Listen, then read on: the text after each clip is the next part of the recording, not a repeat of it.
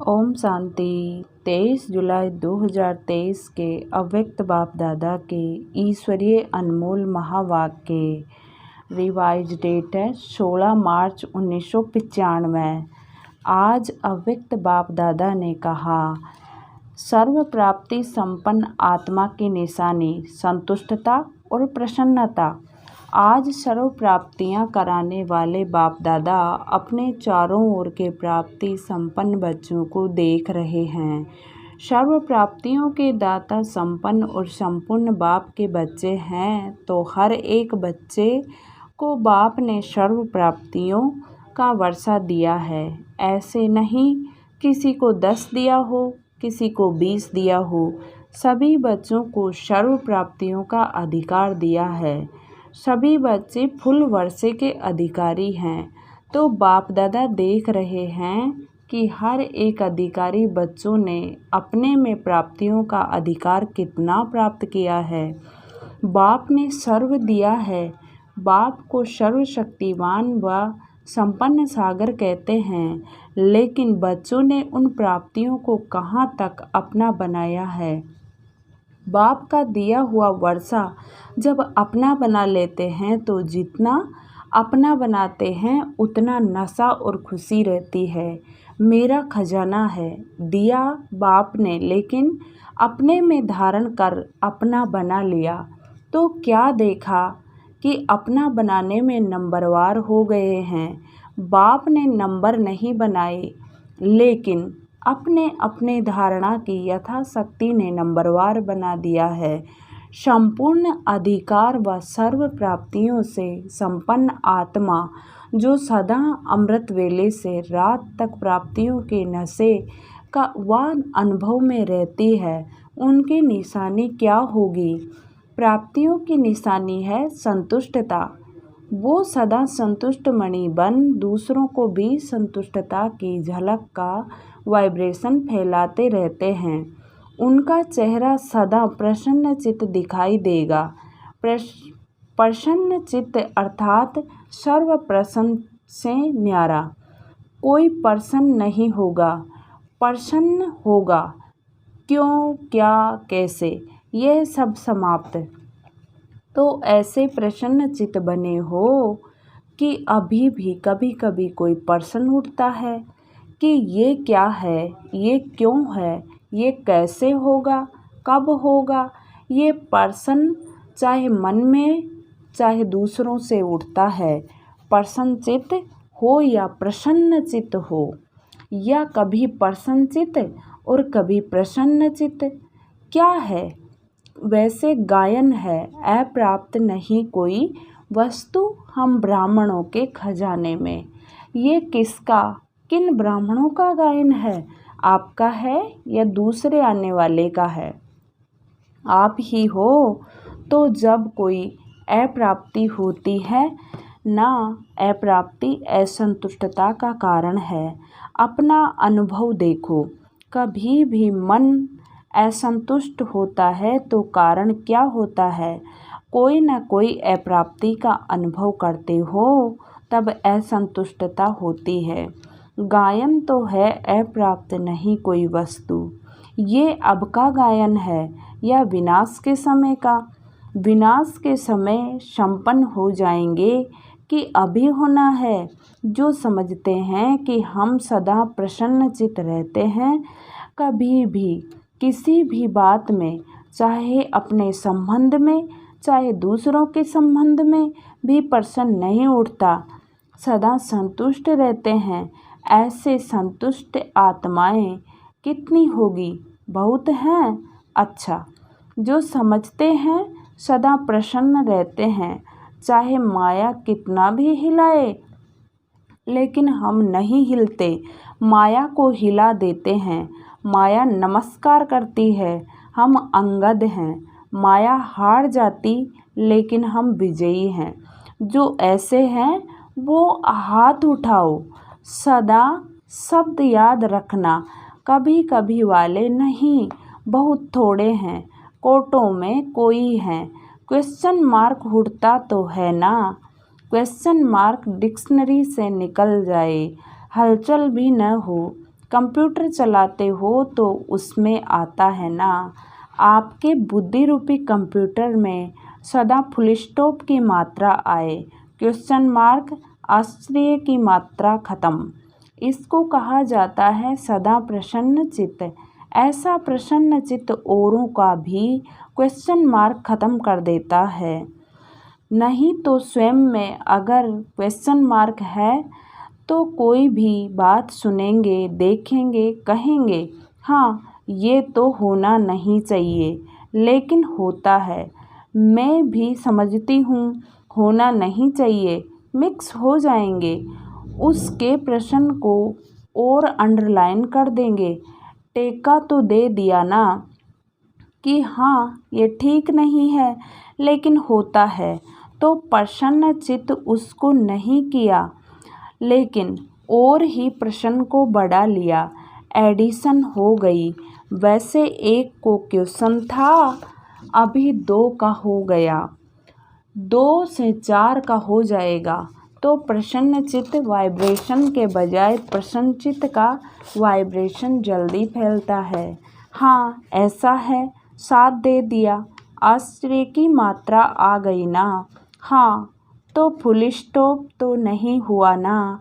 चाहे अपने प्रति भी ये मेरे से होना नहीं चाहिए, ये मेरे को मिलना चाहिए, ये दूसरे को नहीं होना चाहिए, तो ये चाहिए चाहिए प्रसन्न बना देती है, प्रसन्न चित्त नहीं। तो सभी का लक्ष्य क्या है? संतुष्ट प्रसन्न चित्त। जिसका प्रसन्न चित्त होता है उसके मन बुद्धि के व्यर्थ की गति फास्ट नहीं होगी। सदा निर्बल निर्माण होने के कारण सभी को अपने प्रसन्न चित्त की छाया में शीतलता देंगे। कैसी भी आग समान जला हुआ बहुत गर्म दिमाग का हो, लेकिन प्रसन्न चित्त के वाइब्रेशन की छाया में शीतल हो जाएगा। कमजोरी क्या आती है? वैसे ठीक चलते हो, अपने रीति से अच्छे चलते हो, लेकिन जब संबंध संपर्क में आते हो तो दूसरे की कमजोरी देखते सुनते वर्णन करते प्रभाव में आ जाते हो। फिर कहते हो कि इसने किया ना, इसलिए मेरे से भी हो गया। इसने कहा तभी मैंने कहा, उसने 50 बारी कहा, मैंने 1 बारी कहा। फिर बाप के आगे भी बहुत मीठी मीठी बातें रखते हैं। कहते हैं बाबा आप समझो ना, इतना सहन कहाँ तक करेंगे, फिर भी पुरुषार्थी है ना, तो थोड़ा तो आएगा ना। बाप को भी समझाने लगते हैं। यहाँ जो निमित्त हैं उन्हों को बहुत कथाएं सुनाते हैं। ऐसा था ना, ऐसा था ना, ऐसा था ना, ऐसे ऐसे की माला जपते हैं। बाप दादा सदा ही इशारा देते हैं कि ऐसी बातें 2 अक्षर में वर्णन करो, लंबा वर्णन नहीं करो, क्योंकि ये व्यर्थ बातें बहुत चटपटी होती है, मज़ेदार लगती है।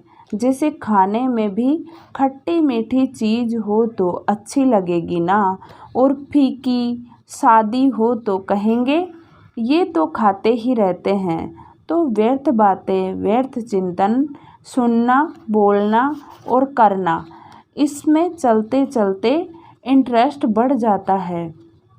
फिर सोचते हैं मैं तो नहीं चाहती थी, लेकिन उसने सुनाया ना, तो मैंने कहा कि अच्छा उसका सुन ले, दिल खाली कर दे। उसकी तो दिल खाली हुई और आपने दिल भर ली।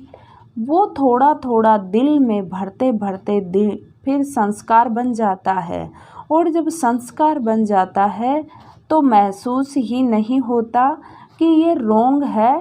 ये व्यर्थ संस्कार बुद्धि के निर्णय को ख़त्म कर देता है। इसलिए सबसे सहज सदा संतुष्ट रहने की विधि है। सदा अपने सामने कोई न कोई विशेष प्राप्ति को रखो, क्योंकि प्राप्ति भूलती नहीं है। ज्ञान की पॉइंट्स भूल सकती है, लेकिन कोई भी प्राप्ति भूलती नहीं है। बाप से क्या क्या मिला, कितना मिला है, वैरायटी पसंद आती है ना। एक जैसा पसंद नहीं होता। तो आप अपने प्राप्तियों को देखो। ज्ञान के खजाने की प्राप्ति कितनी है, योग में शक्तियों की प्राप्ति कितनी है, दिव्य गुणों की प्राप्तियां कितनी है, प्रैक्टिकल नशे में खुशी में रहने की प्राप्तियां कितनी है। बहुत लिस्ट है ना। पहले भी सुनाया था कि कभी कोई गुण की प्राप्ति को सामने रखते हुए संतुष्ट रहो, क्योंकि एक गुण भी अपनाया तो जैसे विकारों का ऑफर आपस में बहुत गहरा संबंध है। अगर बाहर के रूप में इमर्ज रीति से क्रोध है, लेकिन आंतरिक चेक करो तो क्रोध के साथ लोभ अहंकार होता ही है। ये सब आपस में साथी हैं। कोई इमर्ज रूप में होते हैं, कोई मर्ज रूप में होते हैं। तो गुण भी हैं जो उन्हों का भी आपस में संबंध है। इमर्ज एक गुण को रखो, लेकिन दूसरे गुण भी उनके साथ ही मर्ज रूप में होते हैं। तो रोज कोई ना कोई प्राप्ति स्वरूप का अनुभव अवश्य करो। अगर प्राप्ति इमर्ज रूप में होगी तो प्राप्ति के आगे अप्राप्ति खत्म हो जाएगी और सदा संतुष्ट रहेंगे। वैसे भी देखो, दुनिया में भी मुख्य प्राप्ति सभी क्या चाहते हैं? हर एक चाहता है कि अपना नाम अच्छा हो, दूसरा मान और तीसरा शान। नाम मान शान ये प्राप्त करना चाहते हैं। आप भी क्या चाहते हो? आप भी तो यही चाहते हो ना, हद का नहीं बेहद का। तो दुनिया वालों तो हद के नाम के पिछाड़ी दौड़ते हैं, और आपका नाम विश्व में जितना ऊंचा है उतना और किसका है। तो आप अपने नाम को देखो। सबसे नाम की विशेषता ये है कि आपका नाम कौन जपता है? स्वयं भगवान आपका नाम जपता है। तो इससे बड़ा नाम क्या होगा? आपके नाम से अभी लास्ट जन्म में भी अनेक आत्माएं अपना शरीर निर्वाह चला रही है।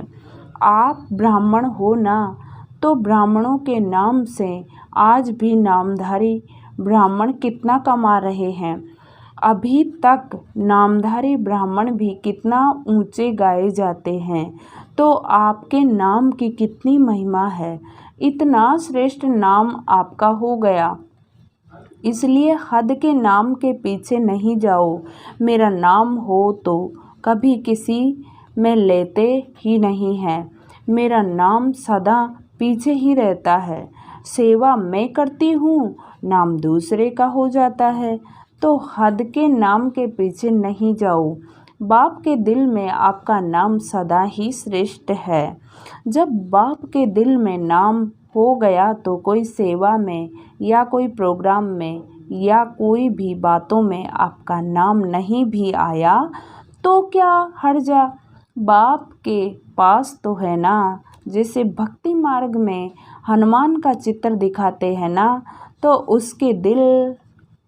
उसके दिल में क्या था? राम था ना। और बाप के दिल में क्या है? बच्चे। तो बच्चों में आप हो या नहीं हो, तो सभी का नाम है। देखा है पक्का। कभी मिस हो गया हो तो आप सभी का नाम है। तो और नाम के पीछे क्यों पड़ते हो? क्योंकि मेजॉरिटी यही नाम मान शान गिराता भी है, और यही नाम मान शान नशा भी चढ़ाता है। तो प्राप्ति के रूप में देखो, अगर मानो कोई कारण से आपका नाम गुप्त है और आप समझते हो कि मेरा नाम होना चाहिए, यथार्थ है, फिर भी अगर किसी आत्मा से हिसाब किताब के कारण या उसके संस्कार के कारण आपका नाम नहीं होता है, आप राइट हो, वो रोंग है, फिर भी उसका नाम होता है, आपका नहीं। तो विजयमाला में आपका नाम निश्चित है, इसलिए इसकी भी परवाह नहीं करो। इस रूप में माया ज़्यादा आती है, इसलिए भी अभी गलती से नाम मिस हो भी गया, कोई हर्जा नहीं। लेकिन विजयमाला में आपका नाम मिस नहीं हो सकता। पहले आपका नाम होगा तो अपने नाम की महिमा याद रखो कि मेरा नाम बाप के दिल पर है, विजयमाला में है, अंत तक मेरा नाम सेवा कर रहा है। और आपका मान कितना है, भगवान ने भी आपको अपने से आगे रखा है। पहले बच्चे तो फिर स्वयं बाप ने मान दे दिया। कितना आपका मान है, उसका प्रूफ देखो कि आपके जड़ चित्रों का भी लास्ट जन्म तक कितना मान है। चाहे जाने नहीं जाने, लेकिन कोई भी देवी देवता का चित्र होगा तो कितने मान से उसको देखते हैं। सबसे श्रेष्ठ मान अब तक आपके चित्रों का भी है। ये प्रूफ है, जब आपके चित्र ही इतने माननीय पूजनीय हैं तो उस जिसका मान रखा जाता है उसको पूजनीय माना जाता है। हमेशा कहते हैं ना, ये हमारे पूजनीय है, पूज्य हैं। तो प्रैक्टिकल प्रूफ है कि आपके चित्रों का भी मान है। तो चैतन्य में है, तब भी चित्रों का मान है। अगर चैतन्य में मान नहीं होता तो चित्रों को कैसे मिलता। बाप तो सदा कहते हैं, पहले बच्चे डबल पूजे जाते हैं, बाप सिंगल। तो आपका मान बाप से ज़्यादा हुआ ना, कितना श्रेष्ठ मान मिल गया। तो जब भी कोई हद के मान की बात आए तो सोचना कि आत्माओं का मान क्या करेगा जब परमात्मा का मान मिल गया। ऐसे नहीं सोचो कि हम इतना कुछ करते हैं कि फिर भी मान नहीं देते, पूछते ही नहीं हैं। ये सोचना व्यर्थ है, क्योंकि जितना आप हद के मान के पीछे दौड़ लगाएंगे ना, ये हद की कोई भी चीज़ परछाई के समान है। परछाई के पीछे पड़ने से कभी परछाई मिलती है कि अभी और आगे बढ़ती जाती है। तो ये हद का मान, हद का नाम, ये परछाई है। ये माया के धूप में दिखाई देते हैं, लेकिन है कुछ भी नहीं। तो नाम भी आपको मिल गया, मान भी आपको मिला हुआ है। और शान कितना है, अपने एक एक शान को याद करो। और किसने शान में बिठाया, आपने बिठाया। बाप के दिल तक नसीन है। सबसे बड़े ते बड़ी शान राज्य पद है ना, तो आपको तख्त ताज मिल गया है ना, जो परमात्मा के तख्त नसीन है। इससे बड़ी शान क्या है। कभी कभी निर्णय करने में एक छोटी सी गलती कर देते हो, जो रियल शान है, रूहानी शान है, वो कभी भी अभिमान की फीलिंग नहीं देगा। तो कभी कभी क्या करते हो, होता अभिमान, लेकिन समझते हो कि ये शान तो अपना रखना चाहिए, इतना शान तो रखना चाहिए ना। शान में रहना अच्छा होता है, लेकिन शान है या अभिमान, उसको अच्छी तरह से चेक करो। कभी कभी अभिमान को शान समझ लेते हैं और फिर निर्माण नहीं होते। आप अपने शान को रियल समझते हो, लेकिन दूसरे समझते हैं कि ये अभिमान है। तो थोड़ा भी कुछ कह देंगे तो आपको अपमान लगेगा। अभिमान वाले को अपमान बहुत जल्दी फील होगा। थोड़ा भी किसने हंसी में भी कुछ कह दिया तो अपमान लगेगा। ये अभिमान की निशानी है। सोचेंगे, नहीं मैं तो ऐसा हूँ नहीं, ऐसे थोड़े ही कहना चाहिए। तो निर्णय ठीक करो। उस समय निर्णय में कमी कर लेते हो, यथार्थ के बजाय मिक्स होता है और आप उसको यथार्थ समझ लेते हो। तो कहने में आता है कि ये है बहुत अच्छे, लेकिन बोलचाल, उठना बैठना जो है ना, वो अभिमान का लगता है। ये भी किसी ने कहा तो अपमान की फीलिंग आ जाएगी। तो सोमान और अभिमान के अंतर को भी चेक करो। सोमान कितना बड़ा है, शान कितनी बड़ी है। उस बेहद के नाम, मान और शान को सदा इमर्ज रखो, मर्ज नहीं इमर्ज करो।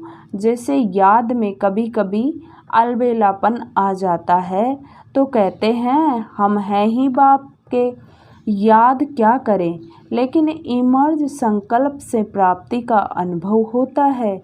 ऐसे ही हर धारणा में अलर्ट रहो, अलबेले नहीं बनो, क्योंकि समय समीप आ रहा है और समय समीप क्या सूचना दे रहा है। समान बनो, संपन्न बनो, तो समय की चैलेंज को देखो और सर्व प्राप्तियों से संपन्न बनो। अच्छा, चारों ओर के सदा सर्व प्राप्ति स्वरूप आत्माएं, सदा संतुष्ट, सदा प्रसन्नचित्त रहने वाली श्रेष्ठ आत्माएं, सदा स्वयं को श्रेष्ठ, नाम मान शान के अधिकारी अनुभव करने वाली समीप आत्माएं, सदा सर्व को संतुष्टता के वाइब्रेशन की लाइट माइट देने वाले प्रसन्नचित्त आत्माओं को बाप दादा का याद प्यार और नमस्ते। हम रूहानी बच्चों की रूहानी बाप दादा को याद प्यार, गुड मॉर्निंग और नमस्ते बाबा, नमस्ते, शुक्रिया बाबा, शुक्रिया, वाह बाबा वाह। आज मीठे प्यारे बाबा का वरदान है, हर सेकंड स्वयं को भरपूर अनुभव कर, सदा सेफ रहने वाले स्मृति सो समर्थ स्वरूप भव। हर सेकंड स्वयं को भरपूर अनुभव करने वाले, सदा सेफ रहने वाले स्मृति सो समर्थ स्वरूप भव। बाप दादा द्वारा संगम युग पर जो भी खजाने मिले हैं उनसे स्वयं को सदा भरपूर रखो। जितना भरपूर उतना हलचल नहीं। भरपूर चीज़ में दूसरी कोई चीज़ आ नहीं सकती। ऐसे नहीं कह सकते कि सहन शक्ति व शांति की शक्ति नहीं है। थोड़ा क्रोध या आवेश आ जाता है और कोई दुश्मन ज़बरदस्ती तब तक आता है जब अलबेलापन है या डबल लॉक नहीं है। याद और सेवा का डबल लॉक लगा दो तो स्मृति स्वरूप रहो तो समर्थ बन सदा ही सेफ रहेंगे। स्लोगन है, विश्व का नव निर्माण करने के लिए अपनी स्थिति निर्माण चित्त बनाओ। विश्व का नव निर्माण करने के लिए अपनी स्थिति निर्माण चित्त बनाओ। आज का सोमान याद रखेंगे, मैं समर्थ स्वरूप आत्मा हूँ। ओम शांति, ओम शांति, ओम शांति।